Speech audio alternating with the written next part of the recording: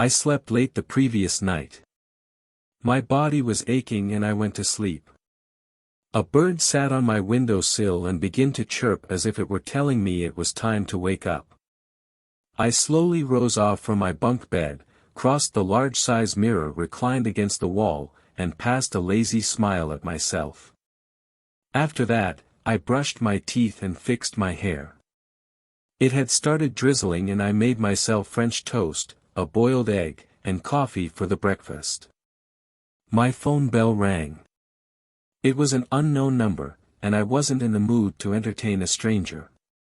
So, I just declined the call, and put my breakfast table against the window to listen to the beautiful raining sound while having breakfast. I got ready and hastened to my office.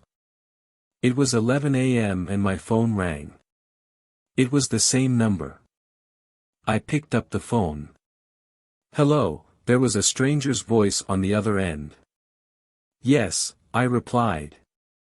"Richard?" the voice came. "Yes," I said. "Okay," and then the phone was hung up. It was strange. Someone knew my name but didn't convey any information. I didn't think about it and continued my work. I was overwhelmed by too much work. I asked my coworker to have some lunch in a nearby restaurant.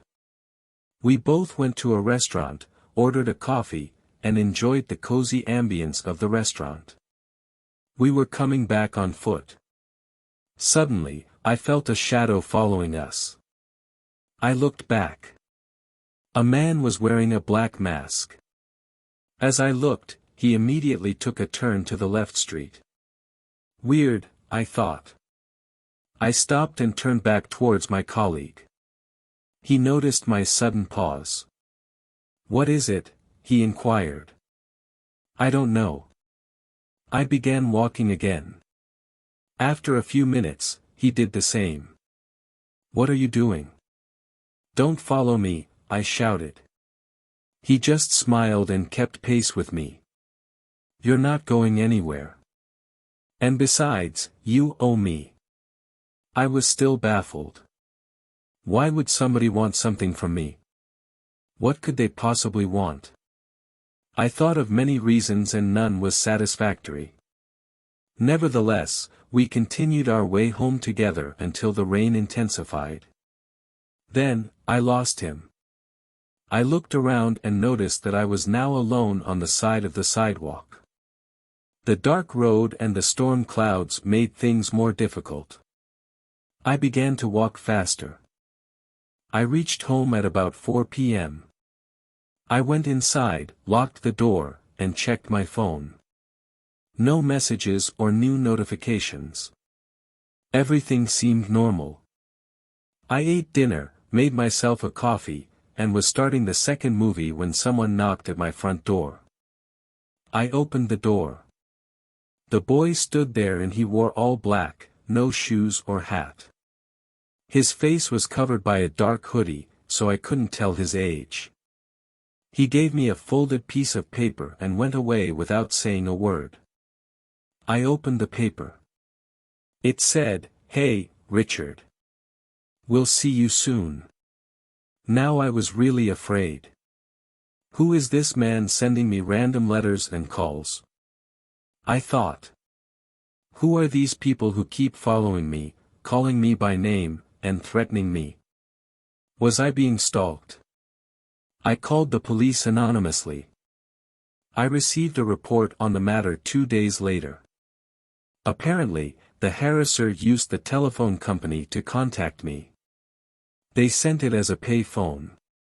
But why would someone want me dead? Did they already do the job? I thought about it.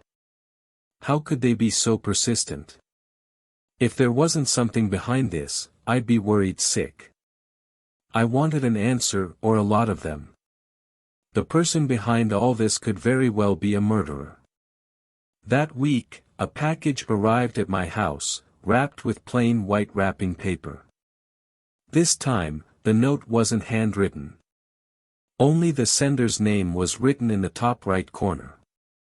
"Hey, Richard. We'll see you soon." R. There weren't any further details except for a simple "see you soon." I threw the package into the garbage bin and locked my doors tight. I didn't go out of the apartment for a week. No one visited me at all. Even during lunchtime, there was no sign of anyone passing through the gate. This went on until Wednesday. My neighbor came to my home. He had rented this apartment just 2 weeks ago. I let him in and offered him some food. He accepted gladly. We talked. It was an easy conversation. I had fun chatting with him. Sorry for intruding, but it was getting late. Thank you for inviting me over. He smiled sheepishly. I assured him that nothing was an intrusion and that it was totally all right. He left. I was in contact with the police. They still were unable to find any clue about the person who was threatening me. It was Saturday night and I stepped out to enjoy the weather outside. There was a paper lying in front of the main door. You must be worrying about who I am. I just want your little help. There is a black file in your boss office. And you are the only person who can bring me that. If you fail to do so, you will meet your end. Thanks. Now, this was a clear death threat. I began to sweat and could not comprehend what was happening. I was baffled. I called the police immediately and told them about the threats I received. They took the paper for investigation, but there were no fingerprints on it. A police officer inquired me if I met someone in the past few days. No, I didn't meet anyone.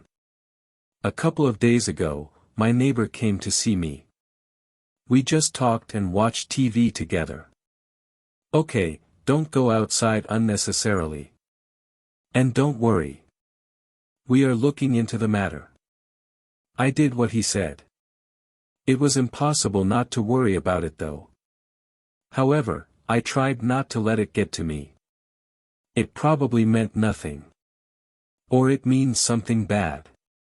The next day, another envelope fell into my mailbox. Inside it was the same message. Dear Richard. I hope you don't give up on the mission. If you fail me, I'll leave your body where you dropped it. I wouldn't want any accidents, do we understand each other? I felt a shiver run down my spine. The message made me uncomfortable. Suddenly, my doorbell rang. It was my neighbor. He had brought some food for me. I thanked him and we sat on the sofa. You look a bit worried. Is there something wrong? He inquired. No, it's just the workload, I said. Then we talked at length about certain things. I felt relieved after talking with him. He went back around 11:30 p.m. I went to the bed and started thinking about the person who was threatening me. The next morning, a police officer came and checked my house. They took some fingerprints and went back. I was feeling lonely, so I thought to invite my neighbor. I knocked at my neighbor's room. He came out and greeted me well. I have cooked a delicious Italian meal today. Can you join me at 8 p.m.?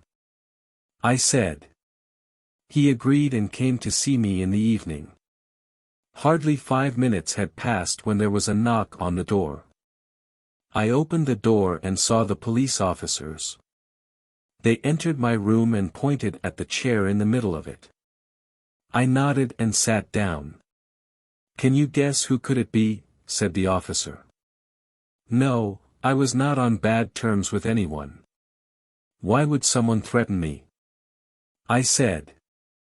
We have also found a hidden microphone in your kitchen, which has been destroyed already.